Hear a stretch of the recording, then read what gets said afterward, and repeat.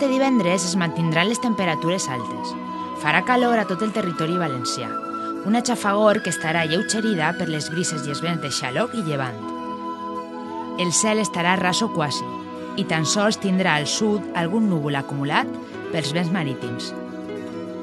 Este dissabte les temperatures es mantindran preestiuenques i si es complix el previst, pot ser el dia més calorós de la setmana. Això sí, estem parlant d'un grau amunt o avall. Serà a l'inici de la baixada de les temperatures, especialment cara de dilluns.